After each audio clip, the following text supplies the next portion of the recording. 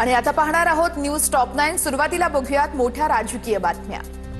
Ambadas दानवेंकडून video tweet करत सरकारला काही सवाल उपस्थित। व्हिडिओतील आमदार कोण, पैशांच्या गड्ड्यांसह काय करत आहेत, सरकारकडे कर्जमाफीला पैसा नाहीये, बाकी सगळं काही ओके आहे, दानवेंची ट्विट करत टीका। अंबादास दानवेंनी पूर्ण व्हिडिओ दाखवावा, या प्रकरणी कायदेशीर कारवाई करणार, दानवेंनी व्हिडिओ ट्विट केल्यानंतर महेंद्र दळवी यांची प्रतिक्रिया। पालिका निवडणूक महायुती म्हणूनच लढणार, मुख्यमंत्री आणि उपमुख्यमंत्र्यांची 1.5 तास बंद दाराआड चर्चा। येत्या 2 ते 3 दिवसात स्थानिक पातळीवरती चर्चा सुरू होणार। बैठकीला चंद्रशेखर बावनकुळे तसेच रवींद्र चव्हाण हे देखील उपस्थित होते।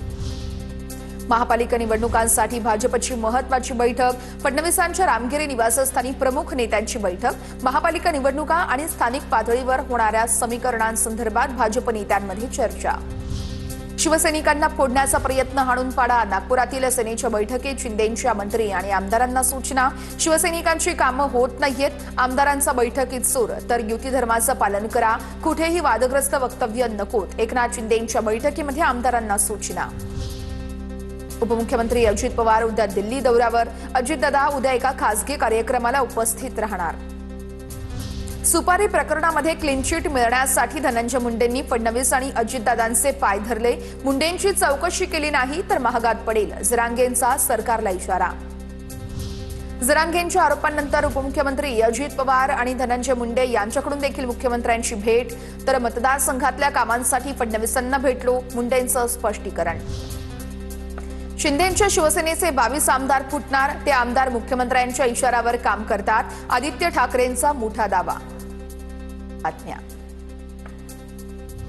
हिवाळी अधिवेशनाच्या पहिल्याच दिवशी 75,000 कोटींच्या पुरवण्या मागण्या सादर। यामध्ये नुकसानग्रस्त शेतकऱ्यांना आणि आपत्ती प्रतिसाद निधीसाठी 15,648 कोटी रुपयांची तरतूद। राज्यातील कृषी पंप, यंत्रमाग आणि वस्त्रोद्योग ग्राहकांना विद्युत प्रशुल्कामध्ये सवलत म्हणून 9,250 कोटींची तरतूद झाल्याची माहिती समोर। शिक्षकांना राज्य सरकारने टीईटी पासून संरक्षण देण्याच्या मागणीसाठी आज आंदोलन, तर राज्यभरातील शिक्षक संघटनांचं आज नागपूरमध्ये आंदोलन होणार।